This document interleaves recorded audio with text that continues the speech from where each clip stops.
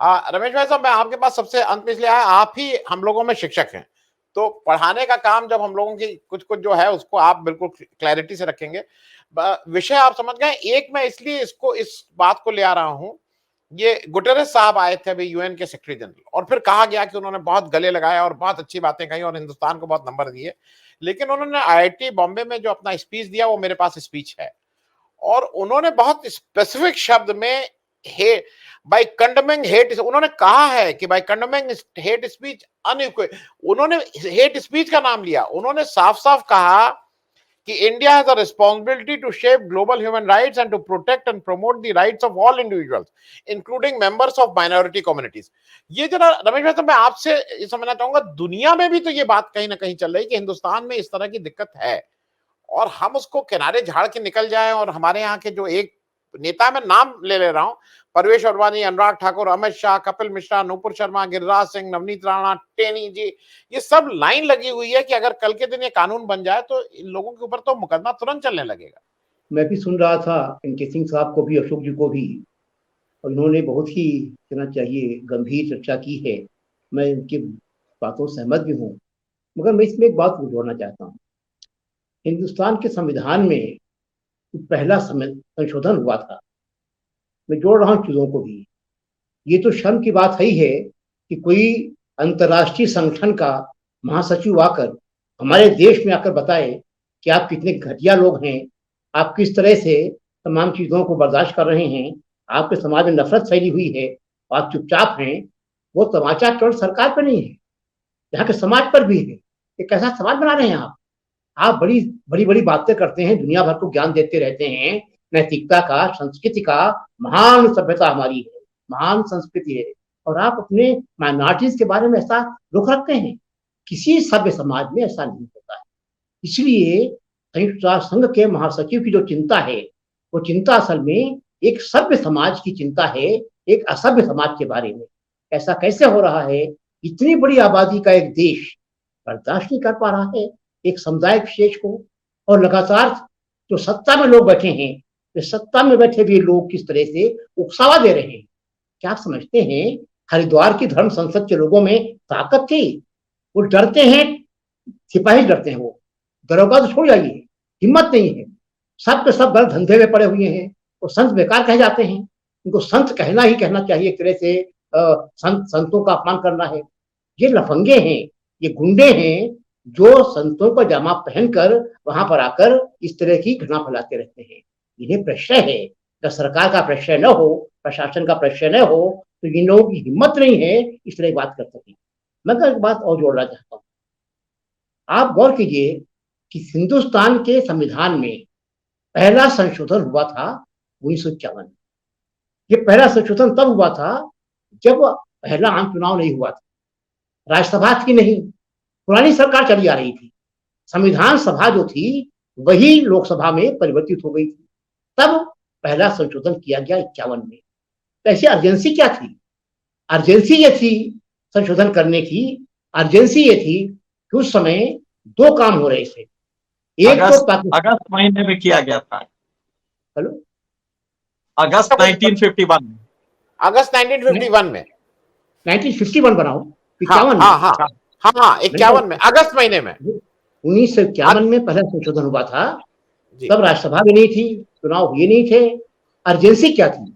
Urgency ये थी, उस समय कुछ संगठन इसी तरह से तमाम अल्पसंख्यकों के खिलाफ अनर्गल प्रचार कर रहे थे, धमका रहे थे कि जो मुसलमान यहाँ रह रहे हैं उन्हें पाकिस्तान जाना चाहिए। ये पाकिस्तान के खिलाफ लगातार अधिक का प्रचार कर रहे थे। तब जो भाषण है संविधान सभा में और लोकसभा में उस वक्त नेहरू का, बड़ा इंटरेस्टिंग भाषण है। तो ये कहना था कि किस तरह से हम लोग 19 संविधान के अनुच्छेद 19(1) में जो आजादी दी गई है, अभिव्यक्ति की आजादी, बोलने की आजादी, उसका दुरुपयोग हो रहा है। और दुरुपयोग अगर हो रहा है तो कुछ मामलों में कुछ सीमाएं लगाई। तो उसी संविधान में जिसमें निर्बाध स्वतंत्रता गारंटी की गई थी, अंततः उसमें संशोधन करने की आवश्यकता महसूस की गई, और संविधान के आर्टिकल 19 में दो उपबंध भी जोड़ने की जरूरत है। जो सीमाएं हैं कि क्या है, उस पर गौर किया जाए। सीमाएं ये हैं कि किसी पड़ोसी देश के साथ दोस्त देश के साथ अगर आपके भाषण से संबंध खराब होते हैं तो आपको 153, 154, 153A, 153B, 295A, 505 इन तमाम में आपके खिलाफ कार्रवाई हो सकती है।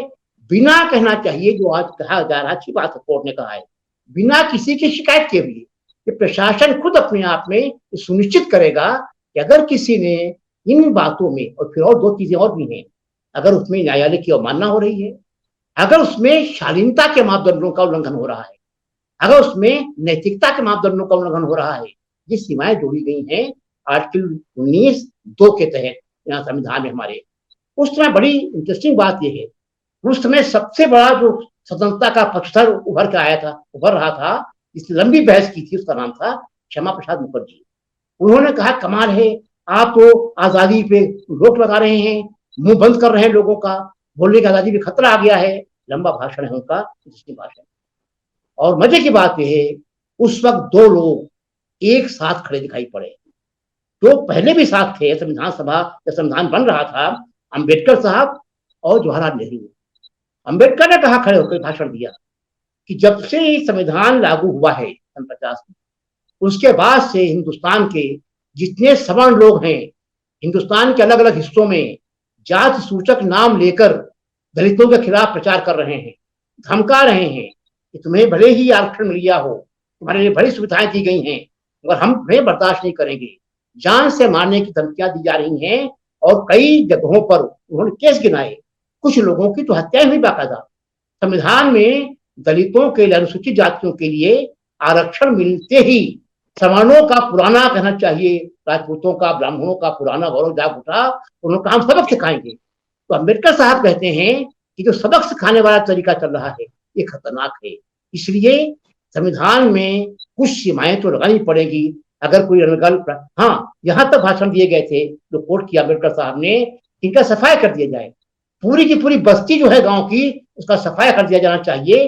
तो उनके दिमाग सर पे बैठ गए, यहाँ पर सरकारी मेहमान है ये लोग और ये हमें परेशान कर रहे हैं। सब भाषण जो है संविधान और लोकसभा के बड़े इंटरेस्टिंग है, अम्बेडकर साहब का भी और नेहरू का भी। उन्हें इस बात का एहसास था और देख रहे थे कि आजादी मिलने के 3 साल के भीतर 47 में आजादी मिली, 50 में संविधान लागू हुआ और 51 तक आते आते ही हिंदुस्तान के लोग मनुस्मृति वापस आने की बात करने लगे थे, और जिसका मतलब था कि दलितों को दंडित करना, ये उसका उद्देश्य था। और माइनॉरिटी के साथ तो व्यवहार ये हो रहा था कि वो जो लोग रह रहे हैं वो यहाँ क्यों रह रहे हैं, बेहतर हो बाहर चले जाएं। तो जिस तरह का गाली गलौज आज हो रहा है, वैसा ही गाली गलौज उस समय देश में हो रहा था, हम बताना चाहते हैं। तब देश के शीर्षस्थ नेताओं ने, नेहरू ने, अम्बेडकर ने, और उस वक्त तक आप गौर कीजिएगा कि अम्बेडकर साहब कहना चाहिए और नेहरू में थोड़े विरोध शुरू हो चुके थे, और दोनों एक कहना चाहिए एक पेज पर थे, बराबर थे कि दरअसल ये शालीनता का तकाजा है, नैतिकता का उल्लंघन करता है, शालीनता का उल्लंघन करता है। अगर किसी समुदाय विशेष के लिए कोई हिंसा के लिए प्रोत्साहन देता है, उसके खिलाफ इन तमाम चीजों के मामले में इन दफाओं का इस्तेमाल किया जाएगी। मुझे बड़ी खुशी है कि सुप्रीम कोर्ट ने इन 153A, 153B, 295A, 505 इन तमाम आर्टिकल्स का विशेष तौर से उल्लेख किया है। ये फेलोर है सरकार की। पहली बार देश में ऐसा हो रहा है कि सत्ता के सर्वोच्च स्तर से ललकारा जा रहा है एक समुदाय विशेष को, दलितों को भी और हर तरह के अल्पसंख्यकों को। ये केवल मुस्लिम नहीं है, अगर कोई सिख किसान आंदोलन भाग लेता है तो खालिस्तानी हो जाता है, क्रिश्चियन के खिलाफ गुस्सा ही है, मुसलमानों को तो आपने अलग थलग कर ही दिया है। तो सवाल इस बात का है, अगर भारतीय राज्य नरभक्षी हो रहा है, अगर भारतीय राज्य को माइनॉरिटीज का और दलितों का खून चाहिए, अगर उसके लिए वो अपने लफंगों को खुली छूट दे रहा है, कौन है संत महंत, कौन है राह चलते लोग, कौन है बजरंग दल, कौन है तमाम संगठन? वो संगठन है जो अपने अपने इलाकों के हिस्ट्री शीटर्स हैं, वो बहाना ले रहे हैं। उन हिस्ट्री शीटर्स को हिंदुत्व के नाम पर उकसावा दिया जा रहा है, इसीलिए वो गोडसे जिंदाबाद की बात करते हैं, राष्ट्रपिता का अपमान करते हैं, महात्मा गांधी का अपमान करते हैं, स्वाधीनता आंदोलन की विरासत का अपमान करते हैं। और स्वाधीनता आंदोलन की विरासत का अपमान करना संविधान के तहत दंडनीय है, बताना चाहता हूं। इसलिए सुप्रीम कोर्ट का ये जो फैसला है, ये स्वागत योग्य है।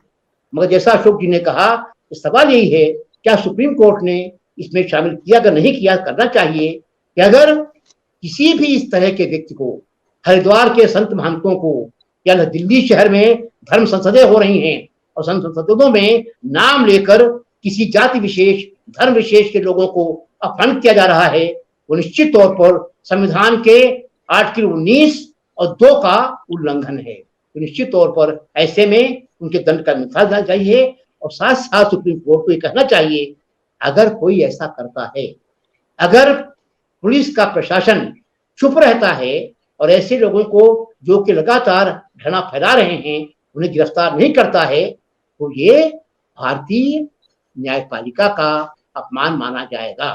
न्यायपालिका को कहना चाहिए कि हमारे इस बयान के बाद से इस भविष्य में अगर कहीं कोई व्यक्ति लगातार घृणा का प्रचार करते हुए पाया जाता है और प्रशासन सुओ मोटो उसका कॉग्निजेंस नहीं ले रहा है, उसे गिरफ्तार नहीं कर रहा है, तो ये अपमान है न्यायपालिका का और संबंधित अधिकारी को जेल में जाना पड़ेगा जो इस तरह की चीजों का स्वयं संज्ञान नहीं लेता है।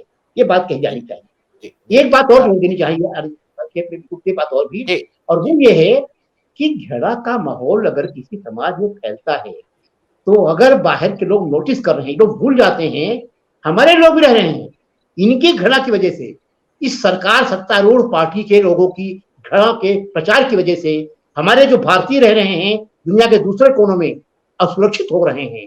हमें चिंता इस बात की है कि इन लोगों के गैर जिम्मेदाराना बयानों ने, घृणा के प्रचार ने हमारी जो भारतीय आबादी है दुनिया के तमाम देशों में, उसके लिए असुरक्षा पैदा कर दी है। और लंदन में जो हुआ, ध्यान दीजिएगा, छोटी मोटी बात नहीं है। इसलिए लगातार अगर ये लोग यहाँ से लेकर दुनिया के तमाम देशों में घृणा के प्रचार का ऐसे करते रहेंगे तो निश्चित तौर पर उससे भारत की छवि निखरेगी नहीं, खराबी होगी। रमेश भाई साहब, मैं एक जल्दी से बात थोड़ा विषयांतर कर लूं और संक्षेप में, इसलिए क्योंकि समय का एक है, और विषयांतर इसलिए कर रहा हूं कि ये भी समझ लूं, आप दोनों लोग बैठे हैं, एक अभी बहुत से लोगों की नजरों से गुजरा होगा, लोगों ने नहीं नोटिस किया, गुजरात में इलेक्शन कमीशन ने 1000 से ज्यादा कॉर्पोरेट से एमओयू साइन किया है नेम एंड शेम का, कि अगर आप वोट नहीं देगा आपका एम्प्लॉय तो एक आप उसको नोटिस बोर्ड पर सब जगह लिखिए कि इन भाई साहब ने वो नहीं दिया है। ये भी कहीं ना कहीं हमारे कॉन्स्टिट्यूशन का उल्लंघन करता है। मैंने कई लोगों से बात कर ली है इस पे, मतलब आपकी भी राय समझना चाह रहा हूं। इन सब चीजों पे कोर्ट नहीं रोक लगा सकता है? मतलब ये कैसे इलेक्शन कमीशन ये सब काम कर सकता है? इस पर कोई कमेंट करने की बात इससे आनंद जी नहीं है। जब सारी की सारी संवैधानिक संस्थाएं उन्हें जानबूझकर उनका अपमान किया जा रहा है, अवमूल्यन किया जा रहा है, कि सरकार के हिस्सा बन चुके हैं, तो चाहे ईडी हो, इलेक्शन कमीशन हो, सुप्रीम कोर्ट का काफी बड़ा हिस्सा हो, हाई कोर्ट का हिस्सा तो उसमें शामिल है ही है, जुडिशरी का बड़ा हिस्सा शामिल है ही है, तो सवाल ये है कि इस पर एक शब्द आता है केवल, जो अम्बेडकर साहब ने इस्तेमाल किया था, वो शब्द था संवैधानिक नैतिकता का, कि दरअसल ये संविधान केवल कागज का टुकड़ा है। अगर संवैधानिक नैतिकता का पालन नहीं किया जाएगा, यानी जिन लोगों के हाथ में संविधान का पालन कराने की शक्ति है वो, और जिन लोगों को उस संविधान के तहत रहना है, यानी शासित और शासक दोनों में, जनता और सरकार दोनों में, अगर नैतिकता नहीं होगी इस तरह की कि संविधान का सम्मान करना है, अगर दोनों मिलकर एक लोकतांत्रिक समाज गढ़ने का सपना साथ साथ नहीं देखते हैं, और अगर कुछ लोग तय कर लेते हैं कि हमें अंततः केवल बहुसंख्यकवाद की बात करनी है, माइनॉरिटी को कुचल देना है, तो स्वाभाविक है फिर तो समाज नहीं चल सकता है। तो ये जो हो रहा है गुजरात में, ये ब्लैटेंट कहना चाहिए demonstration of A vulgar arrogance of power, ये अहंकार की पराकाष्ठा है। सरकार इलेक्शन कमीशन के माध्यम से अपनी इच्छाएं अभिव्यक्त कर रही है। इलेक्शन कमीशन सही में तोता है, जो भी गृह मंत्री कह रहे हैं उसी को कर रहा है, वो नौकरी कर रहा है अपनी, वो भी नौकरी कर रहे हैं। तो समस्या ये है कि संविधान निर्माताओं ने सोचा था कि जिन संस्थाओं को हम संवैधानिक संस्था का दर्जा दे रहे हैं, वे सरकार के हस्तक्षेप से अलग रहकर सरकार पर अंकुश रखने का काम करेंगे। न्यायपालिका के बारे में था, सीएजी के बारे में था, इलेक्शन कमीशन के बारे में था, मगर अगर वे सारे के सारे लोग तय कर लेते हैं, उन्हें सत्ताधारियों के जूते साफ करने हैं, तो आप क्या कर लेंगे आप? इसलिए ये सवाल एक साल और जुड़ जाता है कि दरअसल आनंद जी, माइनॉरिटी राइट्स के बारे में जो कमेटी थी संविधान की, तो चेयरमैन कौन था? पटेल साहब थे। जिस पटेल साहब का नाम लेते लेते इतनी बड़ी प्रतिमा बनाई गई उनकी, उन्हीं के गुजरात में चुनाव होने जा रहा है, तो ये तो पटेल साहब का अपमान कर रहे हैं, जो व्यक्ति माइनॉरिटी राइट्स कमेटी का चेयरमैन था। संविधान के आर्टिकल 25 से लेकर और 30 तक का जिसका जिक्र किया एनके सिंह साहब ने, वे तमाम गढ़े गए थे उस सब कमेटी में जिसके चेयरमैन पटेल साहब हुआ करते थे। तो सवाल ये है कि अगर पटेल साहब के गुजरात में इलेक्शन कमीशन इस तरह से सौदेबाजी कर रहा है दुनिया भर के, हिंदुस्तान भर के बड़े धरना सेठों के, तो साफ जाहिर है उसे निर्देश दिए गए हैं, उसे करना है। उसके जरिए वो पहचानेंगे कि किसने किसको वोट दिया है। हर कंपनी जब कहेगी अपने कार्यकर्ताओं से, अपने काम करने वालों से कि आपको वोट देना जरूरी है, वो मॉनिटर भी करेंगे कि अगर उनकी कंपनी में 10,000 लोग हैं तो 10,000 लोग किसको वोट देने जा रहे हैं, इसके लिए भी प्रेरित करेंगे। दोहरा खतरा है इस मामले में, वोटों की पहचान हो जाएगी, जो गोपनीयता है वोट की वो भी खत्म हो जाएगी, ये खतरा भी इसमें शामिल है। इसलिए मैं कहना चाहता हूँ इलेक्शन कमीशन का बचा रहना इस बात पर निर्भर करेगा कि सुप्रीम कोर्ट ये भी कहे कि केवल बाकी प्रशासनिक अधिकारी ही नहीं घृणा के प्रचार को रोकने का काम करेंगे, जो संवैधानिक संस्थाएं हैं वे भी अपना काम सही से करेंगे और किसी धरना सेठ के इशारे पर, गृह मंत्री के इशारे पर, प्रधानमंत्री की मर्जी के इशारे पर काम नहीं करेंगे। ये भी तो सुप्रीम कोर्ट को कहना चाहिए था।